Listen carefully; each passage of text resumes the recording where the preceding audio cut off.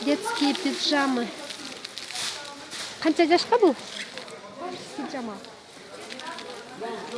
Я. 3,8. Оптовая цена. 140 сомов оптовая цена. А молча супер мама папа. 250 сомов оптовая цена. Малютка комплект. Плачь.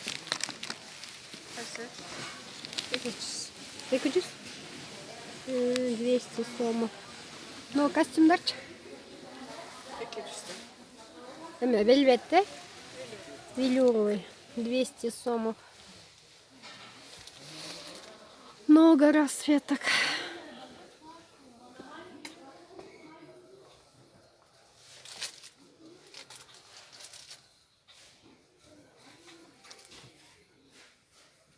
Ну, гойнокторчы. Платьишки 200 сомов. Var.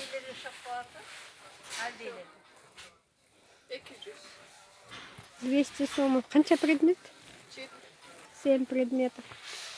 Ну вот. 250.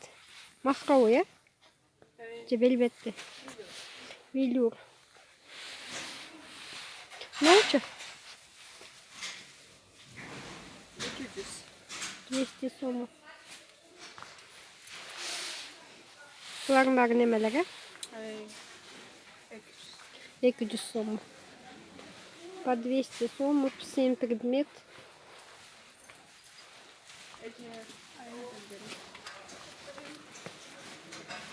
Производство Ташкент.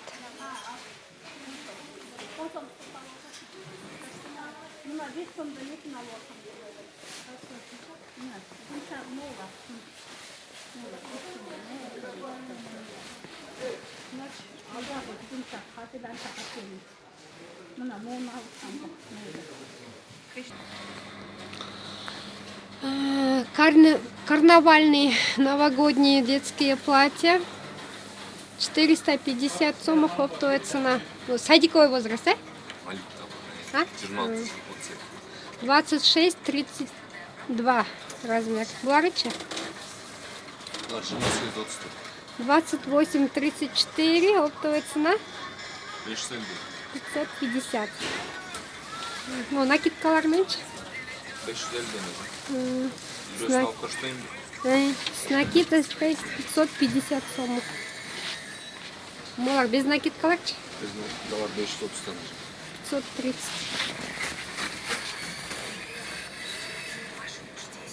Без чузели, да? Артында көрсетсем. 550 с накидочкой. Моларча? 580. 580. Пачкада қанша штук бар? Пачки 4 штук.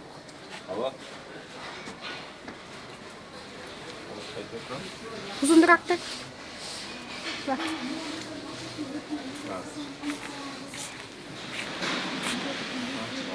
Uzunduraklar hiç.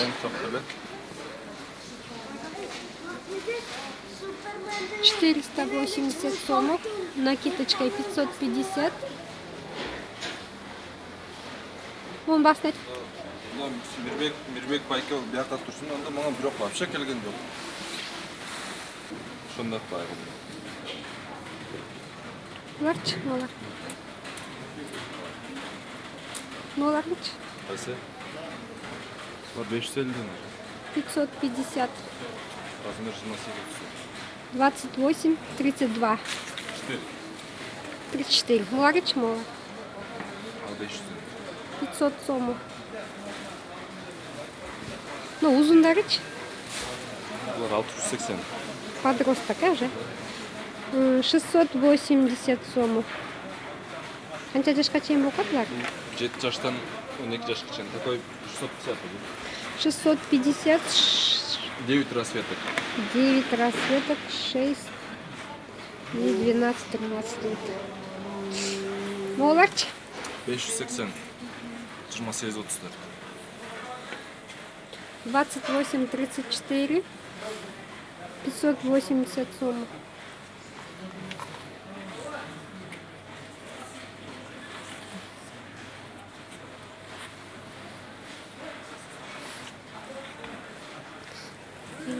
Тойго кийсе да болот, жаңы жылга кийсе да болот.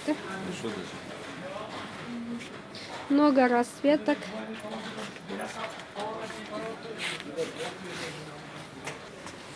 Канча жашка чейинкисин айтып?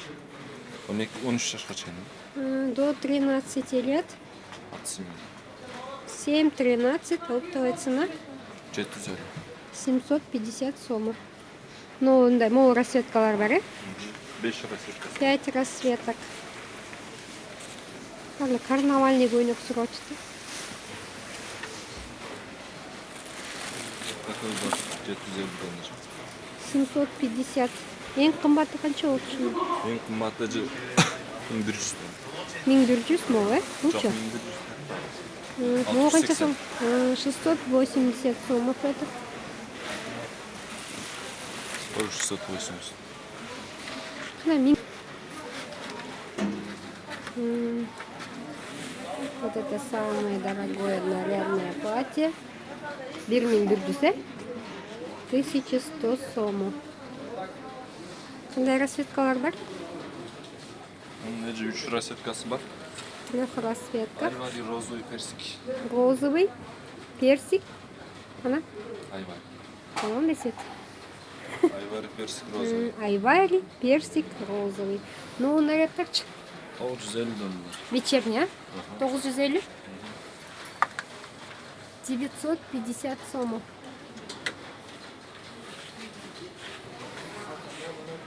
Тогуз жүз элүү. 950 сомов. Чечилет. Фартук съемный, вечерний платье, бальный, новогодний. Саламатсыздар, каналдын көрүүчүлөрү. Бул видеодо мен негизинен заказды кантип алса болот экенин кичине түшүндүрүп кетейин дедим. Заказ берүүчү номер, WhatsApp номер 0705 83 24 36. WhatsApp номер 0705 83 24 36. Бул Кыргызстан ичинде международный WhatsApp болгондо астына код коюлат. Плюс 996 705 83 24 36. Международный WhatsApp код плюс 996 75 плюс 996 705 83 24 36. Заказ алуу боюнча кичине түшүндүрүп кетейин дедим эле. Заказ боюнча сурап атасыңар. Видео көргөндө мен негизи оптовый базар болгонуна байланыштуу оптом көрсөтүп атам. Оптовый баасын көрсөтүп атам. Оптом менен розницанын баасын чаташтырбаңыздар. Розница же болбосо 1-2 штуктан кандай алсак болот деп сурабасаңыздар. Сураныч көпчүлүк адамдар сурап атасыңар. Бирди алсам болобу, экини алсам болобу, же бир линия алсам болобу деп. Услуга бар. 10 миңге 1000 сом услуга. 20 миңге 1,5 миң услуга. Ошондуктан 1 миң, 2 миң, 3 миңдин заказы барбы деп сурабасаңыздар, ошону түшүндүрүп коюшуну жалпы бир видео жазышка туура келди. Себеби бирди алсам болобу, экини алсам болобу деп чалып атасыздар баарыңыздар. Кыргызстандын бардык районуна заказ алынат. Нарынгабы, Таласкабы, Ошкобу, бул жакка заказ барбы деп сурап атасыздар. Бүт бардык жагына алынат. Заказ кандай кылып алынат? Мисалга сиз акча саласыз через банк. Например, 10 миң сом салсаңыз, 11 миң сом саласыз. 10 миң сомуңузга биз оптовый баа менен товар алып беребиз. 10 миң сом менен мисалга товарыңызды биз кандай кылып алып беребиз? Барабыз месталарына, көрсөтөбүз видео звонок менен. Мындай оптовый баасы мындай размер, мындай расцветка. Сиздер өзүңүз эле телефон техниканын убактысы го азыр заманы. Видео звонок менен тандап аласыз. Анан таксиңизге салып коебуз. Таксиңиз каяктан кетсе ошол жактан салабыз. Бишкектен кетсе базардан кетсе базардан, вокзалдан кетсе вокзалдан дегендей. Комментарийлерге, WhatsApp'тарга жооп берип атам заказ боюнча. Анан эмне үчүн орусча сүйлөп атасың дегенге дагы түшүндүрүп кетсем, орусча көп өлкө көргөнүнө байланыштуу. Орусча размерлерин жана баасын айтууга туура келип атат. Анан тигини муну көп нерсени көргүңүздөр келип атат. Дордой запретный базар. Паших болгондуктан ар кандай себептер менен тарттырышпайт. Мисалга эле бүгүн мусульманский көнөктөрдү тартайын деп залда туруп алып, мындай проходдо туруп алып, элдер менен учурашып алып туруп анан магазинине кирейин десем, башка бир орто жолдо турган сатуучу мен менен аябай конфликтке келип, телефонун талашып, телефонуңду бербейм, тартканга акың жок. Жолдо кетип аткан элдерди бетинен тартып атасың дейт да. Мисалга эми биз элди жамандабайбыз, бирөөнүн мынау адам мындай деп ютубка чыгарып жибербейбиз. Жалпы масса деген масса. Мындай бош турган коридорду таба албайсыз да, дордой болгондон кийин, базар болгондон кийин. Мисалга товарлардын өзүн көрсөтөбүз.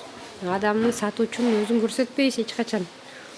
Анан ортодо проходдо туруп алып, случайно түшүп калгандарга анын эч бир жамандыгы жок деп ойлойм да. Бирөө түшүп калыптыр деп ушундай маанайды бузуп, телефонуң талашып, телефонуң бербей коюп, телефонуңа зыян келтирип, ооузга алгыс сөздөр менен тилдеп, басынтып, ушундайлар базарда көп болот. Аны да ал боюнча дагы оюңарды комментарийге калтырып коюңуздар.